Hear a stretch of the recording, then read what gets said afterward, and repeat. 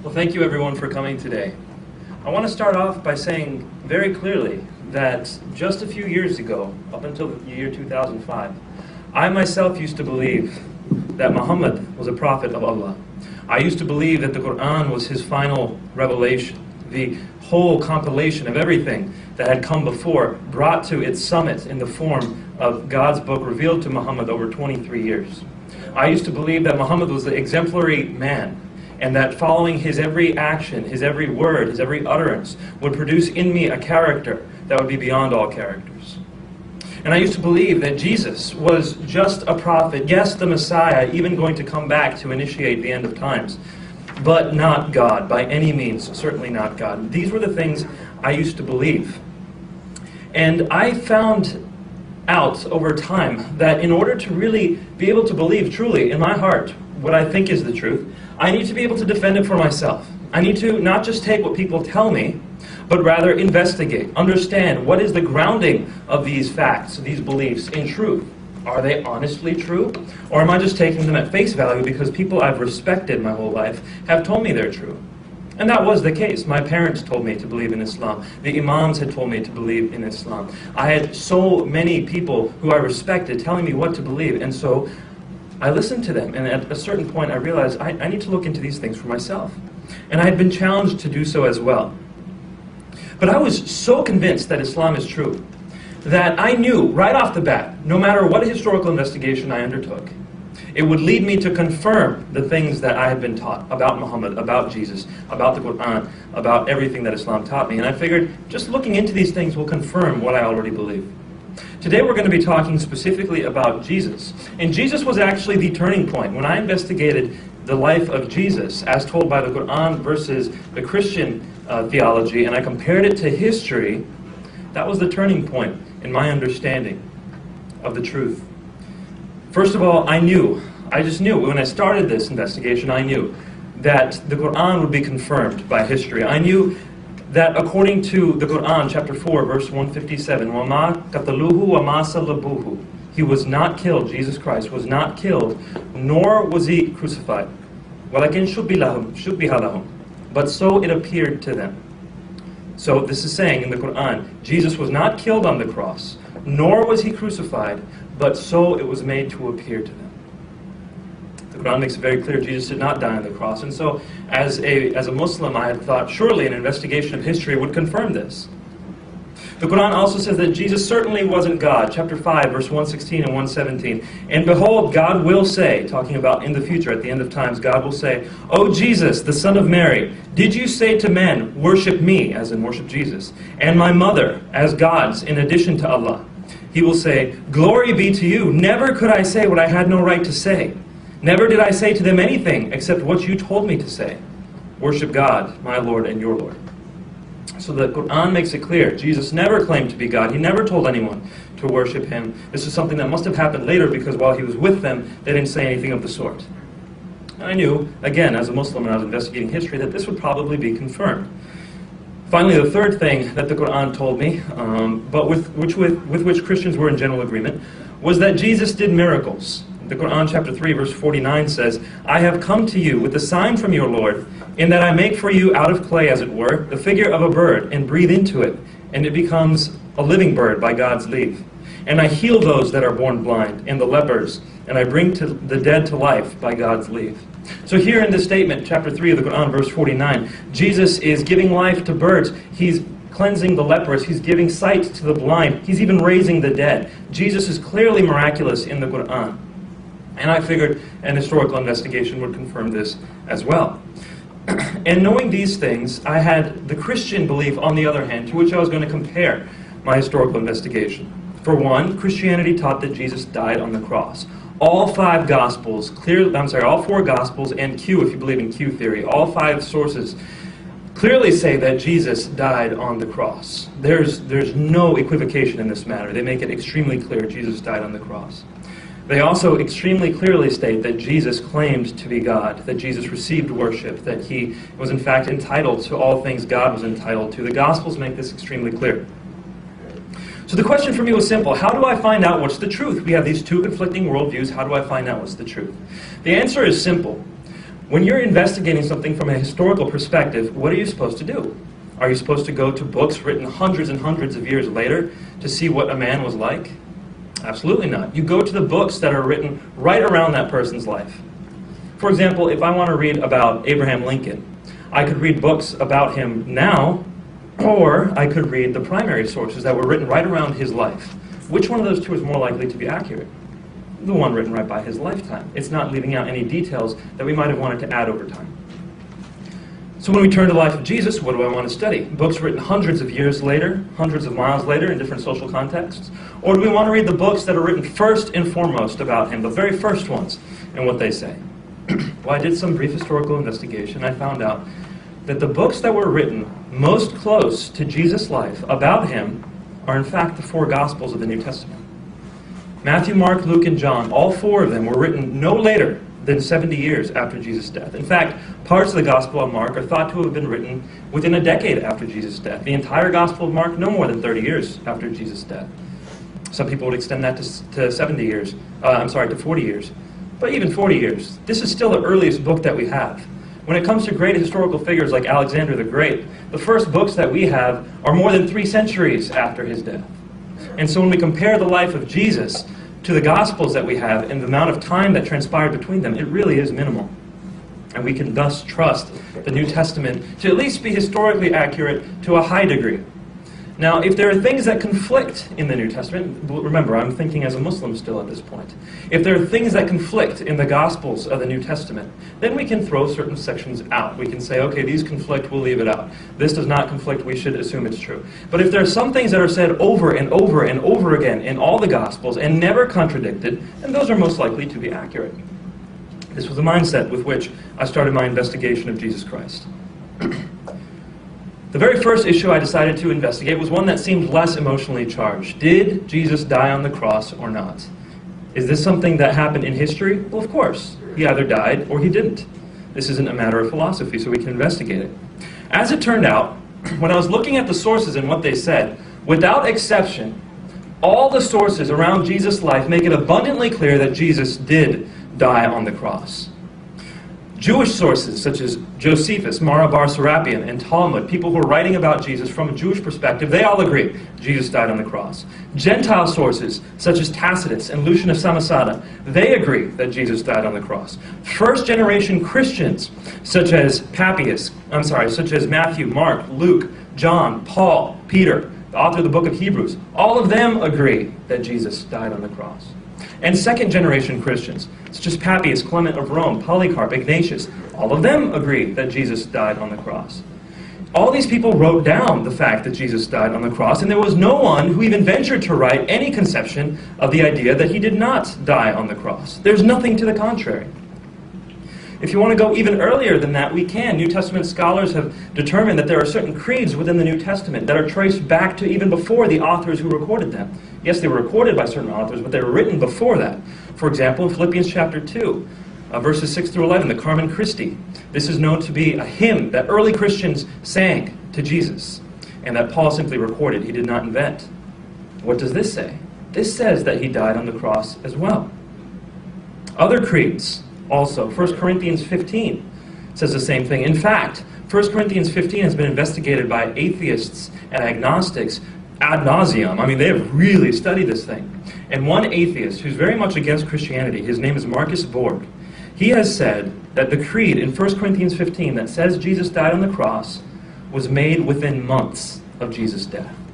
You can have nothing faster in history. You can have nothing closer to the event. Jesus killed in early part of the year, and by the end of the year, people are already writing down the fact that he died on the cross. There is nothing that we can have that's stronger. This is why scholars today say the death of Jesus Christ on the cross is among the most incontrovertible facts of history.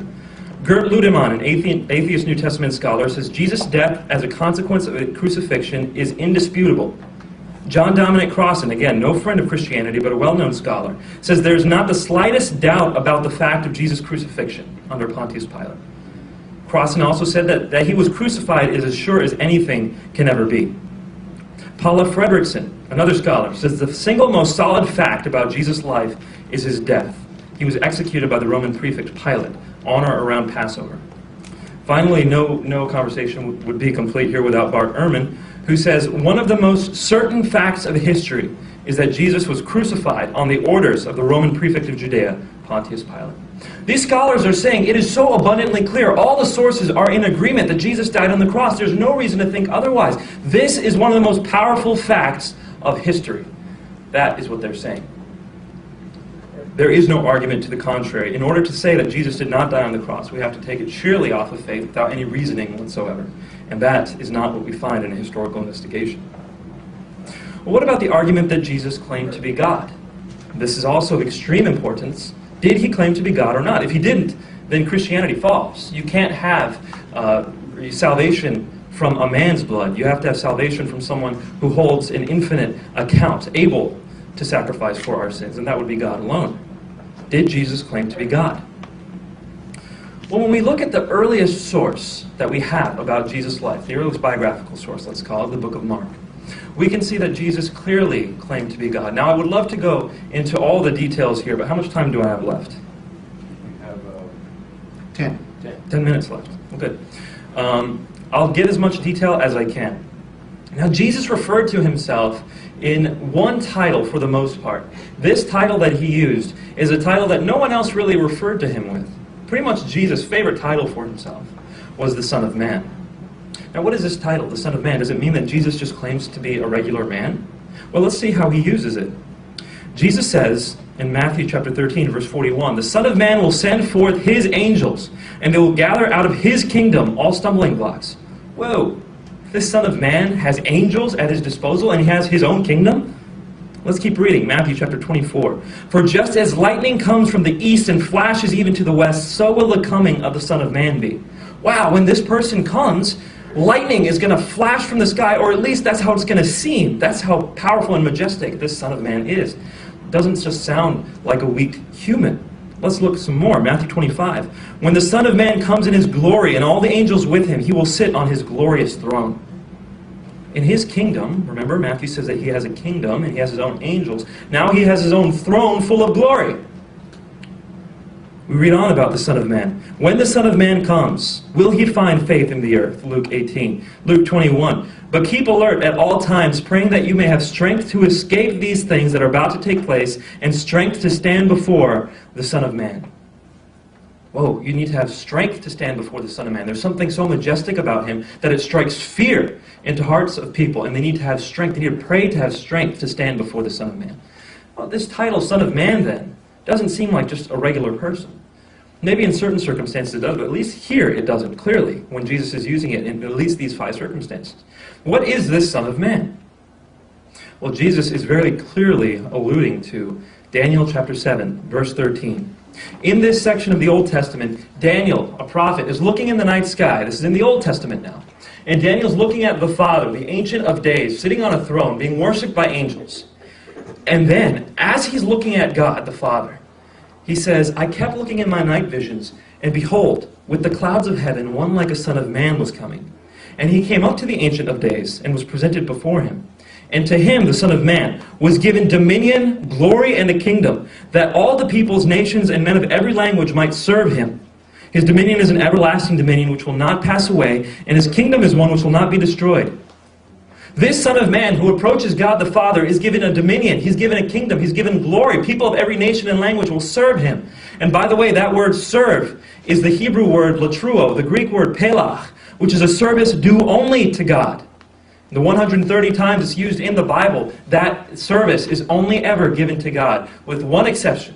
And in that one exception, God cursed the people because they gave it to someone other than God. That service is always due to God. Yet here, in Daniel chapter 7, it's being given to one who looks like the Son of Man, coming with the clouds of heaven. People serve him in a service due only to God. This man has his own kingdom. He has glory. He's being worshipped, ladies and gentlemen. And this Son of Man, coming on the clouds of heaven, is exactly what Jesus calls himself. Mark chapter 14, verse 62. He's responding to the chief priest, Caiaphas of the Sanhedrin. Caiaphas has just asked him, "Who are you? Are you the Christ, the Son of the Blessed One?" And Jesus responds, "I am. And you will see the Son of Man sitting at the right hand of the power and coming with the clouds of heaven." He quotes from Daniel 7:13. this man who receives worship by all nations, men of every tongue, he says, I am that Son of Man who will come with the clouds of heaven. This passage is rife with divine intonation. We can actually see that the image of someone coming on the clouds of heaven is an image that's reserved for divine figures alone. Yet Jesus claims it for himself. In the same passage, he refers to the divine statement, ego eimi, I am. This I am statement is something that Jesus says over and over again in very powerful ways. John chapter 8, verse 24. Unless you believe that I am, you will die in your sins. Whoa, wait a minute. Unless I believe that you are, unless I am, what is that about? And why will I die in my sins unless I believe something about you? That makes no sense. You're just a man, right? Clearly he's intonating something greater. Unless you believe that I am, you will die in your sins. What is he saying? Well, he makes it very clear just a few verses later, John 8, verse 58. The Jews had just said to him, you are not yet even 50 years old, yet you claim to have seen Abraham. They're saying, you're not even 50. How do you say you've seen Abraham? Jesus says, I tell you the truth. Before Abraham was born, I am. Wow. Jesus claims to exist eternally, even before Abraham. And these are the exact same words he chooses to respond to the chief priest with. I am, and you will see the Son of Man coming with the clouds of heaven. It's powerful. It's powerful. Now, I just have a few minutes left, and I want to address how I responded, ultimately, when I saw this, when I was still a Muslim, and I see this information. I realized, wait a minute, this information is extremely contrary to what I was taught in the Quran. The Quran said, وَمَا قَتَلُوهُ وَمَا صَلَبُوهُ. He was not killed, nor was he crucified. But everyone else who's not Muslim says that this is one of the most powerful facts of history, that he was crucified. Why should I believe what the Quran says? The only way I could convince myself to believe what the Quran says about the death of Muhammad is if I first said Islam is true. Then I will believe the Quran. I had to be circular. There was no good historical reason for me to believe that Jesus did not die on the cross. And what about the deity of Christ? I've just referred to a few sections from the Gospel of Mark.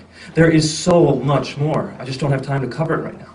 But over and over and over again, from the earliest Gospel to the last Gospel, from things written outside of the Gospels, from things written outside of the Bible, we see people over and over again ascribing to Jesus deity. Whereas the Quran said he never claimed to be God. He says, no God, I never told them to worship me. The problem is that the Quran was written 600 years after Jesus in a land 600 miles away from Jesus. Muhammad, unless we assume that he is true and he is a prophet, unless we assume that, we have to ask the question, where did he get this information about Jesus? And we find out that the information that he has is from various sources. He even has information from false apocryphal gospels. For example, chapter 3 of the Quran, verse 37, verse 44, are taken from the Proto-Evangelium of James. This is a false gospel written under the name of James 150 years AD. Chapter 19, verse 23 of the Quran is taken from the Gospel of Pseudo-Matthew. This is a book that was written probably 5 to 6 centuries after the death of Christ. And yet, this is taken and included in the Quran. Chapter 19 of the Quran, verse 29 through 31, as well as chapter 3, verse 46, is taken from the Arabic infancy Gospel of Thomas. It's an interesting account. As soon as Jesus is born, he starts talking and proclaiming Allah to the people, the moment he is born. Why would Muhammad say this about Jesus? Well, because it's found in the Arabic infancy Gospel, a book that is a late forgery. Chapter 3, verse 49 of the Quran, chapter 5, verse 110. This is the verse I referred to you when it says that Jesus breathed life into clay birds. Why would Muhammad say this? That Jesus had the ability to give life to clay and to turn them into birds? Why would Muhammad say this? It's a strange thing to make up. He didn't make it up. He found it in a forgery in the infancy Gospel of Thomas, a book written 170 years AD.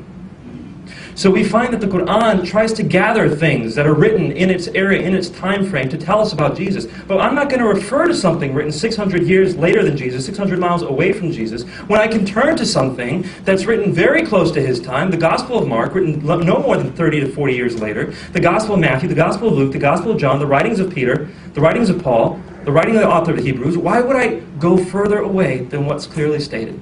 And what do they say? Well, they ascribe things to Jesus that are powerful.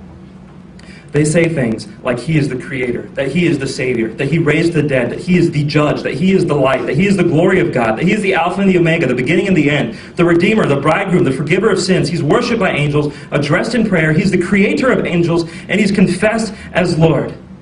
This is what we find out about Jesus from the earliest testaments that we have about him.